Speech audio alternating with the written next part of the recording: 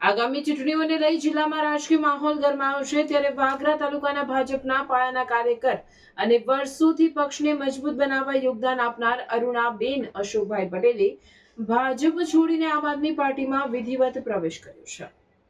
વાગરામાં આયોજિત આપના કાર્યક્રમ દરમિયાન અરુણાબેન પટેલે આપનું ખેસ ધારણ કરી સત્તાવાર રીતે જોડાયા। પક્ષમાં જોડાયા બાદ તેમણે ભાજપ પર આક્ષેપો કરતા જણાવ્યું હતું કે તેઓ વર્ષ 1985થી ભાજપ સાથે સંકળાયેલા રહ્યા હતા અને તાલુકામાં પક્ષને મજબૂત બનાવવા મહત્વપૂર્ણ ભૂમિકા ભજવી હતી। તેમ છતાં વર્તમાન ચૂંટણીમાં સામાન્ય સ્ત્રી માટે સીટ હોવા છતાં તેમને ટિકિટ ન આપતા તેમના માનને ઠેસ પહોંચી હતી। અરુણાબેન પટેલે જણાવ્યું હતું કે વર્ષોની વફાદારી હોવા છતાં પાર્ટી દ્વારા યોગ્ય માન ન મળતા તેમણે અંતે પક્ષ છોડવાનો નિર્ણય લીધો છે। પક્ષ પલટા બાદ અરુણા પટેલે હવે વાગરા 2ની તાલુકા પંચાયત બેઠક પરથી આમ આદમી પાર્ટીના ઉમેદવાર તરીકે ચૂંટણીના મેદાનમાં ઉતરશે। તેમણે વિશ્વાસ વ્યક્ત કર્યો હતો કે જેમણે ભૂતકાળમાં ભાજપને મજબૂત બનાવ્યું તે જ રીતે હવે આપને વાગરા તાલુકામાં મજબૂત બનાવવા માટે પૂરી શક્તિથી કાર્ય કરશે। આ પ્રસંગે આપના આગેવાનોએ ફૂલહાર પહેરાવી તેમનું સ્વાગત કર્યું અને આ જોડાણને ભાજપ માટે મોટો રાજકીય ઝટકો ગણાવ્યો હતો।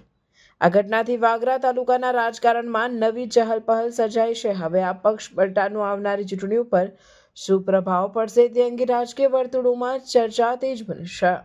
વાગરા 2 જે તાલુકા પંચાયતની બેઠક છે એમાં આમ આદમી પાર્ટીના ઉમેદવાર તરીકે એમની નિમણૂક પાર્ટી તરફથી આપવામાં આવી છે, ત્યારે આ આવનાર દિવસોમાં સ્થાનિક ચૂંટણીમાં આમ આદમી પાર્ટી સીધી ભારતીય જનતા પાર્ટી સામે ટક્કરમાં હશે અને ભારતીય જનતા પાર્ટીને વાગરા 2ની બેઠક 110% હરાવીને રહેશે, એ આજે નિશ્ચિત થઈ ગયું છે। 1985થી ભાજપમાં હતી અને ભાજપનો ઝંડો લહેરાવનાર પણ હું પોતે જ છું, તાલુકામાં ભાજપને લાવનાર। તે છતાં અત્યારે હવે સામાન્ય સ્ત્રી સીટ આવેલી છે, મેં ઉમેદવારી માંગણી કરેલી એટલે મને એ લોકોએ ટિકિટ આપવાની ના પાડેલી, એના કારણે હું આમ આદમી પાર્ટીમાં જોડાઈ ગયેલી છું અને આમ આદમી પાર્ટીમાંથી વાગરા 2માં મારી ઉમેદવારી પણ હું નોંધાવું છું। જે રીતે મેં આમ આદમી પાર્ટીને ભારતીય જનતા પાર્ટીને ઊભી કરવા માટે જેટલી મહેનત કરી છે એટલી મહેનત હું આમ આદમી પાર્ટીને ઊભી કરવા માટે કરીશ। એ બદલ ને મને આજે જે ઉમેદવારી નોંધવા માટે ઉમેદવાર બનાવ્યો છે એ બદલ હું યાકુબભાઈનો તેમજ દિલીપભાઈનો આમ આદમી પાર્ટીનો ખૂબ ખૂબ આભાર માનું છું।